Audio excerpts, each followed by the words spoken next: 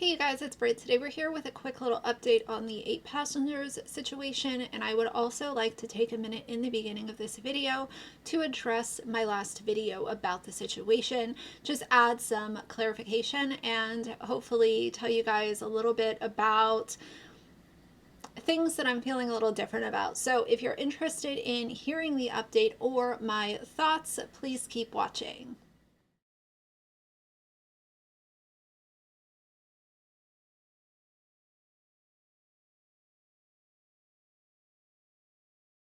All right, you guys, so I wasn't planning on making an 8 passengers update kind of back to back, but there is new information that has been released, and I took the day off yesterday to just get some time away from the internet and decompress, spend some time doing other things offline, and I felt like I really needed that. So unfortunately, today is another update, and it's going to kind of be a back-to-back situation. But nevertheless, there is some important info that I want to share with you guys. But most importantly, first, I would like to update my thoughts on my last video.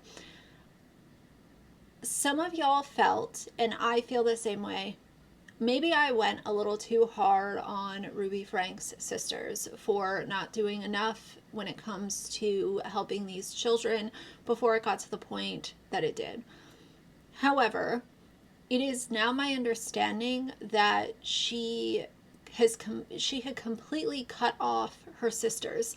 So in that situation, there's no ability to play good cop, bad cop, because Ruby had cut it off and wasn't even allowing any of her family around the children. So there wouldn't have really been an opportunity unless they were to break into the home to do something which is obviously not legal.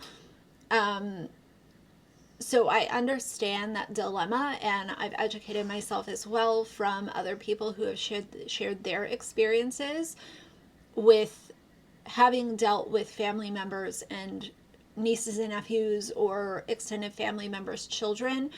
It does really put the family in a really tough spot, and if the parents have cut off the family, then there really is no, well, I'll go to their house and take these photos and videos of stuff that I see, and then I can kind of play both sides to help these kids. That's not really an option if the parents have cut off the family. I would like to extend some grace and compassion and just update my thoughts since having educated myself a little bit more. And I hope that you guys can allow me to continue to educate myself. And like I always say, if I say something and then I change my mind after having learned new info, I will always be transparent about how I feel current day. And I should have given a little bit more understanding to the situation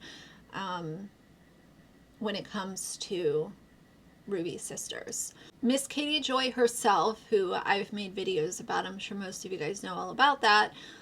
Katie Joy decided to jump on the 8 passengers story as well, which is not surprising at all. She paid money to obtain the probable cause affidavit in the Jodi and Ruby arrests. And so I will throw it up right here, but I want to share this with you guys because this really provides additional information as far as what wasn't shared in the dispatch call that I shared in my last video. And so let's get into this.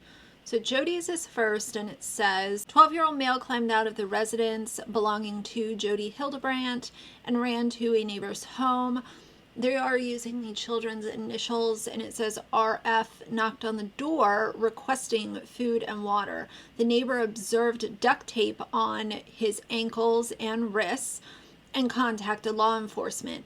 Upon arrival, law enforcement observed the wounds and the malnourishment to the child to be severe. He was transported to the regional hospital. He was placed on a medical hold due to the deep lacerations from being held with rope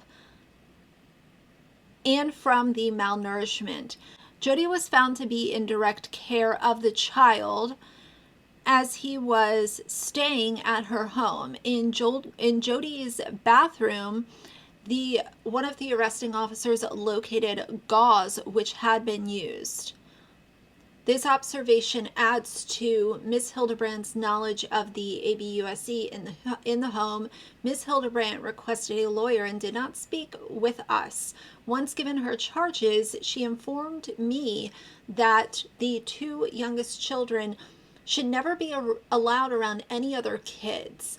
With this information and the belief that Ms. Hildebrandt had knowledge of malnourishment and neglect, this charge will be enhanced to a second-degree felony. I ask that Ms. Hildebrandt not be allowed bail due to the severity of the injuries and the fact that DCFS has taken 4 of Ms. Frank's children into their custody, and I have yet to speak with 2 of them. The youngest child, who is a girl, was found to be malnourished and initially refused medical. After approximately 4 hours, she agreed to medical treatment. Paramedics arrived and transported the child to the hospital, where she was determined to be malnourished by medical professionals. Jodi was found to be in the direct care of the child. Once given her charges, Ms. Hildebrandt informed me that they, again, should never be around any other kids. I don't understand what kind of sick, twisted mind this woman, who are you to say that these 2 children who have been malnourished, abused, and mistreated by you and Ruby should not be allowed around other children? Who are you? And then it goes on to repeat the same, not wanting bail and talking about the DCFS situation. Now, let's go on to Ruby's. So here it says that the 12-year-old boy climbed out of the window of the residence belonging to Jodi and goes on over the same timeline of events. It goes on to say that Ruby Frank was seen in a YouTube video filmed in Jodi's downstairs basement, which was posted 2 days ago, and I have shown a clip of that, and as of now, the Connections YouTube channel is deleted. It's gone. This observation adds that Miss Frank, basically, she had knowledge of the abuse, malnourishment, and neglect. Miss Frank requested a lawyer and did not speak with us. With this information and the belief that Miss Frank had knowledge of malnourishment, abuse, and neglect, this charge will be enhanced to a second-degree felony. I ask that Miss Frank not be allowed to have bail because of the severity of the injuries, so on and so forth. And then it also goes over the other child as well. Now, some of the things that have come forth that are updates as well is that obviously there's so many videos of Ruby mistreating her children that are floating all over social media. And, you have to think a lot of people had no idea who 8 Passengers was until this situation happened. So I understand part of that. But there are just so many clips, and it's like, this was all out there for public consumption. So I don't know. It is such a sad situation. And it sort of seems like since 2020, and Ruby being involved with Jodi and the Connections group, that's where things got very dark, very scary. And her neighbors have come forth and said that she had taped paper over the windows inside the residence so nobody could see out, nobody could see in. There were children that were left unsupervised in the home for weeks at a time while Ruby was not in the home. And the youngest child, the youngest little girl, would go to the neighbor's house and ask to play with the neighbor's children, and those kids would be in school. So the Frank children were not in school, and they were left home alone while Ruby was doing God knows what, and the youngest child would want to go and interact with other children, as children want to do when they're young. They want to go play with their friends. And the neighbor kids would be in school, so the parents would say, so-and-so is not home right now, and the child would voice that she would wait for the kids. Now, with the neighbors being interviewed, they are also making it clear that CPS was called, and the one time that I heard of, where they went to the home, they left a packet of information on the door because nobody answered. So what I want to know is, was Utah DCFS protecting Ruby Frank? It's not a statement, it's a question. I do wonder, why was this allowed to go on for so long? When you have children that are very clearly at home with no parent present and the neighbors know about this, why wasn't DCFS making more moves to protect these children before it got to this point? And there's another kind of side conversation going on. Obviously, there is a very big side conversation going on about the Mormon culture and homeschooling and all of that kind of stuff. One of the bad things that we see happen with kids that are homeschooled is it essentially isolates the children. And sometimes, not all the time, and I don't even want to say that it's super often, but there are times where being homeschooled allows these children to be mistreated by their parents, and it goes under the radar unless a neighbor or a family member sees it, because these kids aren't going to school to see teachers, counselors, principals, anyone who works in and around the school. So they can't see the mistreatment that is going on with these children or the malnourishment that's going on with these children because they are not in the public school system. So there's even less witnesses to kind of clue in and realize what's going on with these kids. This is not okay and this is not normal. There was also a video that came out where their oldest son was talking about how Jodi was his therapist. I had a phone call yesterday with my therapist, and she taught me about truth and distortion. Mom probably talks about Jodi all the time. But I've mentioned Jodi a few times. She has a podcast called Connections with an X. Anyway. What did you learn? Well, I learned about the 3 different types of pain, and we can feel pain in ways of our own choices, other people's choices, and just like random events. And it's our way to choose to see things in truth. So me deciding that my stomach ache was Chad's fault was not seeing things in truth. Right. But I really, really want to blame him. Because I just want to be able to eat my desserts again and Oreo cookies without stomach aches. And so then send me off to another wilderness camp again. I can't eat the sugar that I used to after taking 12 weeks off. She's numb. Now, I don't know if you're paying for therapy. If you're paying for therapy, I'd say I'm not paying for therapy. I don't know what 21-year-old can afford to go to therapy. You don't get to control what she says in therapy, but you can say, I'm done paying for it. I don't know if she's being reinforced by her therapist. I don't know. I hope she's not, but she could be, because therapists across the board are quite enabling. There had to be some kind of connection there for Ruby and Jodi to both be so deeply disturbed as they were, because it kind of feels like they just isolated themselves along with Ruby's children and did the most awful, deplorable things within the 4 walls of either Ruby's home or Jodi's home. To hear that there was gauze that was used on this child who ended up escaping, that part really broke me. There's just been a lot that has come out, and it shows this young boy who was so clearly mistreated, and then to think that he is the one who saved him and his siblings. Ruby also talked about, I'll share this video where she's talking about how she had bolts on her doors. So was that a slip up? Were the bolts to keep people out or to keep her children in? She instructed her child to not leave the couch and mentioned how there were bolts on the doors.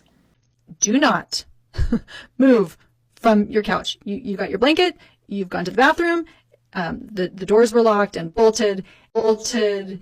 There's just been so many clips come out about Ruby withholding food and using food as punishment, which is obviously never okay. It's never acceptable. This should have never been allowed to be on social media. And what I want to say right now is that social media has to stop allowing awful people to become famous and become millionaires by putting out disgusting content or just, you know, low effort content featuring their children.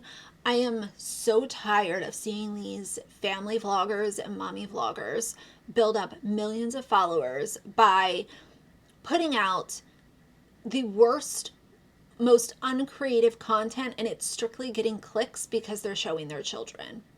That has been my problem since the Micah Stauffer days of my channel.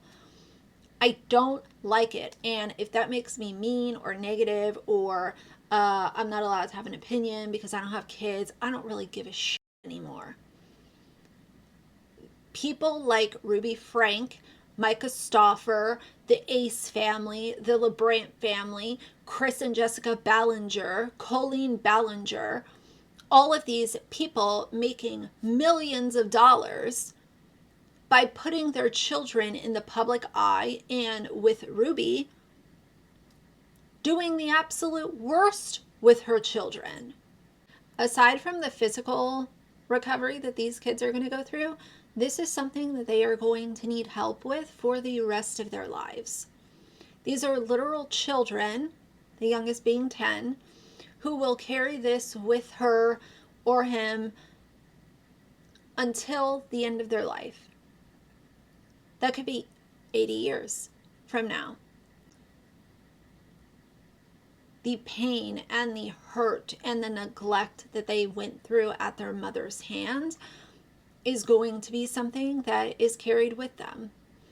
And that is not an easy hurdle to try to work with.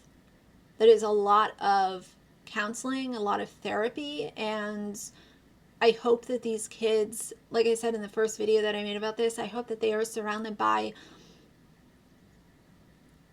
all of the unconditional love and nurturing and guidance, because they're going to need it for a really long time. The last thing that I want to say is about Kevin. People still don't have a firm answer on Kevin, like where was he living? Some people are saying he was living with their oldest son. Some people were saying that he was living by himself. Some people have said that he and Ruby were actually headed for divorce. Some say that they were just in a separation period, and without him around, that's what allowed her to really amp up the mistreatment of her children, because she had Jodi there to co-sign it. But Kevin was present during their time on YouTube. He was very active in their vlogs. He was very present, and he had a hand in allowing this to snowball into becoming really awful for his children. So I know that he made a statement through his attorney to say that he wants to keep his children together under his fatherly care. I have a big question about what his fatherly care really looks like. So I am really glad that these two monsters do not get bail. I am really glad that they are both sitting in jail right now. And I hope that they really get the book thrown at them, so to speak, when it comes to making an example out of this is what's going to happen when you mistreat your children. People should not be allowed to mistreat children and get away with a frickin' slap on the wrist. That is not the way that things should go. I think that most of us can agree on that.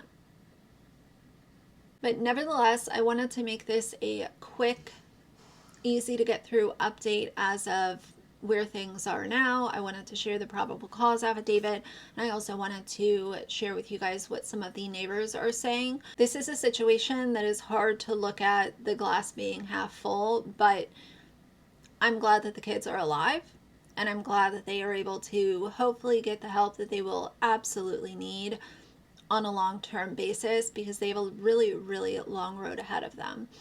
But nevertheless, I think that's enough for today. So for now, if you like the video, please leave a like and a comment. And if you'd like to see more from me in the future, please subscribe. I'll see you guys soon. Bye.